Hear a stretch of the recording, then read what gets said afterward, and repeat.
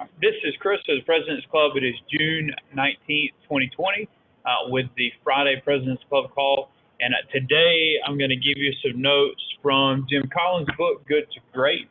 I highly recommend it if you've not read it before. And we'll go through a couple of things on that today. The first section of the book is entitled, Good is the Enemy of Great. He says, good is the enemy of great, which is why we have so little that become great. He says people settle for being good. We've got good schools, we've got good churches, we've got good businesses, good agencies, all because they've gotten comfortable with good instead of wanting great. So the big question is this: is the disease of just being good incurable? Are you stuck being good? You may be good at selling insurance. You wrote 20,000 that month. That is awesome. That's good. Are you stuck at being good, or can you be cured and go towards being great? So the question is, what does it take to go from being a good company to a great company? What is required for you to go from being good to great? And if you know his book, you know that he went through and researched companies that made that jump from being good to great. And what does that look like? Annie has oftentimes told me there's a big difference between the temperature of water being 211 and 212. That 1 degree difference is the separation from the water boiling, from things taking place, from things happening, from things moving forward. So the question is, in regards to your agency, what number are you? Are you 211? Are you good? Are you 212? Great. Which one are you at, and are you stuck at that one? The first thing we'll look at today is the 5 levels of leadership, and then we're going to deal specifically with one level of leadership. And the big question is, which one are you? So he gives us 5 levels. Level 1 is a highly capable individual, makes productive contributions through talent, knowledge, skills, and good work habits. So this is a person that is highly capable. They can do the work. Their talent allows them to be productive. Level 2 is a contributing team member, contributes individual capabilities to the achievement of group objectives and works effectively with others in a group setting. In other words, they're a star player and they don't cause any problems with the other players. Level 3 is a competent manager. This is one that organizes people and resources toward the effective and efficient pursuit of predetermined objectives. They get things in order so that people can be successful. Level 4 is an effective leader. They cause people to have a commitment to and vigorous pursuit of a clear and compelling vision, stimulating higher performance standards. In other words, they just push people to a higher standard. Level 5, he calls an executive, and these are people that build an enduring greatness through a blend of personal humility and professional will. These are the people that cause other people to show greatness. So we'll real quickly go through a couple of things that he notices about what we'll call a level 5 leader. What is a level 5 leader, and are you a level 5 leader? The big question is, can you become a level 5 leader? And the answer is yes. It's simply a choice. So here's the things we learn from it. Number 1, level 5 leaders are people that show humility plus will. Humility plus will. They don't become bigger than the work it takes to continue to grow. We've seen some people that have one good week of success and now they know every answer that there's ever been, and they want to tell you all these answers. Or, you know, the people that they started a new diet program and yesterday, and now they want to tell you how great it is. And these people have become bigger than what the whole purpose is. So the thing about a level 5 leader is they do not become big-headed in success. Because success can be one of the greatest dangers that you'll ever face, because success can cause you to become comfortable and stop growing. And so their humility looks at it and says, it's hard work that got me here, not my ability or my talent. It's the fact that I can put in work and the fact that I can continue to put in work. A lot of people in our organization, they get to a certain level of success, and when they reach that certain level of success, they stop doing the activities that they needed to do to get to that success, so they get stuck. In other words, when they first started, they had no money, so they might run 30, 40 appointments because they're broke, and it's either run appointments or lose the house. Now they're making 250,000, or they're making 150,000, or 350,000, 400,000, and so because they don't have that same situation, they act differently. So now they don't run that many appointments. Maybe they run 10 appointments or 15 appointments, and it's not that they consciously decided they wanted to slow down their business, but because they reached a certain platform, they forgot the activities that got them to that platform. So the thing that you've got to look at is, if you're trying to go from good to great, what are the things that got you to good that you need to continue doing? What are the things that you need to keep doing so you move forward? If you used to book 40 appointments, why did you stop? Maybe you got a higher comp. Maybe you moved up in the company. Well, that means you make more money. So what caused you to change? A lot of people get stuck because they forget the activities that took to get them there. The discipline side is the will, the discipline to continue doing the work.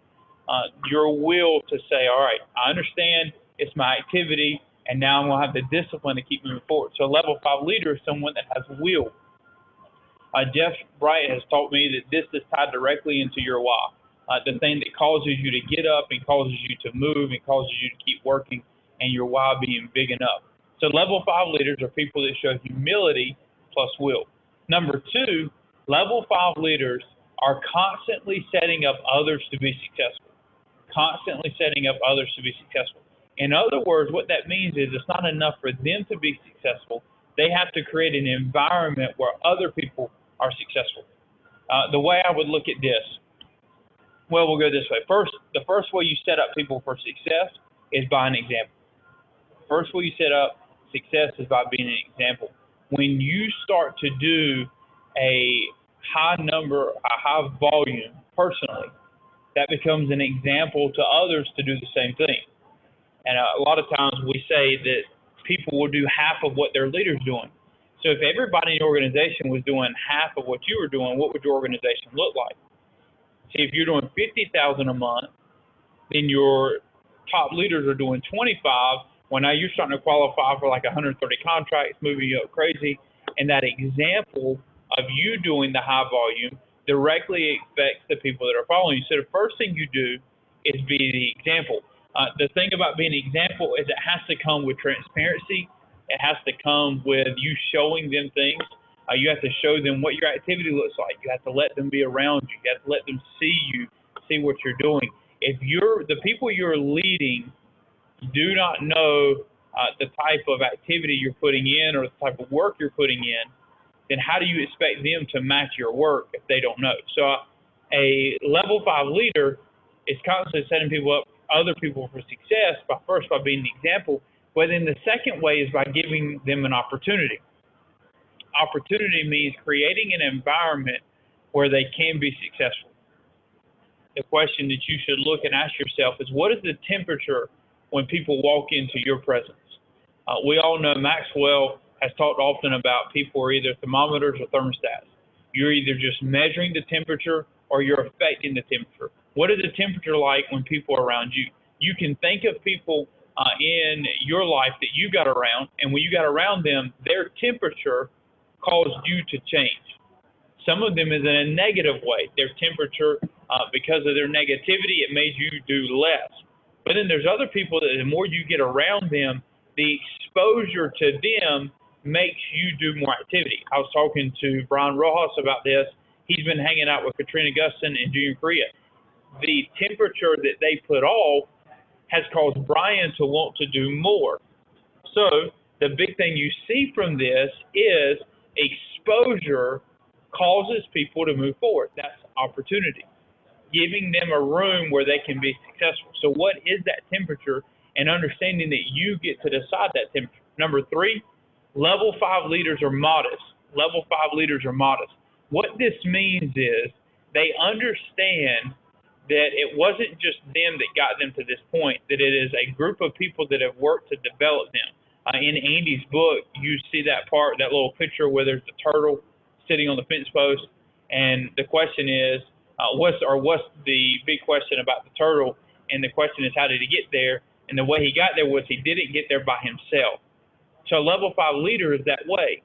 It means that they understand they did not get to this place by themselves.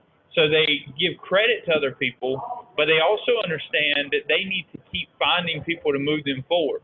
A level 5 leader says it took other people to help me get to this place, so they remain teachable, so they keep moving forward in their own life. Number 4, level 5 leaders have an unwavering resolve to do what must be done. Level 5 leaders have an unwavering resolve to do what must be done. They are fanatically driven, infected with an incurable need to produce results. In other words, they have to do whatever it takes to produce results. They don't care what it is. The results are what is important to them. They have to do these things. So the question that you ask yourself is this: what can stop you from being successful? What can stop you from moving forward? If you're a level 5 leader, you have an unwavering resolve to do whatever must be done. They are willing, he says, they're willing to make hard decisions. They're willing to miss important activities. They're willing to miss important moments in their life. Why? Because of the pursuit for results. Because they believe the results tie into their why and where they're going to end up, where they're trying to go in life. So, do you have an unwavering resolve to do what must be done? You can look at your activity sheet. You can look at your number of appointments. You can look at your bank account, and it'll tell you, do you have an unwavering resolve to do what must be done? And then fifth, and then lastly, level 5 leaders are more workhorses than show horses. In his book, he speaks a little bit about the most damaging trend in recent history is the tendency to select dazzling celebrity leaders instead of the people that are doing the work. And the danger in being successful with the Alliance is spending more time talking and less time walking. You impress people by your results and your activity, not by your words that you say and the things that you stand up and show everybody that you've done. Your numbers on a leaderboard are what create a buzz that cause other people to follow and pursue. And so when you're bringing people into your business, when you're bringing people onto your team, they're looking not for a show horse to show off all the things that they've done and all the things they've accomplished, but a workhorse that shows them the activity and the leaderboard so that they can mirror that and they can copy that in their business. So what does it take to go from being good to great? Well, first of all, it's a decision to be what type of leader will you be? Are you a highly capable individual that can sell a lot of insurance? Or are you a level 5 leader who's someone that does the most insurance they can sell while bringing in the most number of people they can bring in to directly impact their company from going good to great? Question that I've been asking people lately is, in the month of July, if you maxed yourself out, what's the most amount of premium you could write? What is the most you could do? And then when they tell me that number, the big question is then what can stop you from doing that? Because here's what we understand. When a person is on fire, people gather around to watch them burn. So can you set yourself up so that people will watch you hit high results and high numbers? Because leaders attract other leaders. Top producers attract top producers. And when you're selling 50,000, when you're producing so much, then you take away all the excuses of the other people why they can't do the same, and you create this culture of winning. How do the New England Patriots keep winning so much? It's because of their culture of winning, and it's got to start with you going from being just a normal leader to being a level 5 leader, and that's the first step from going from a good company to a great company. Thank you for jumping on. We'll see you next week.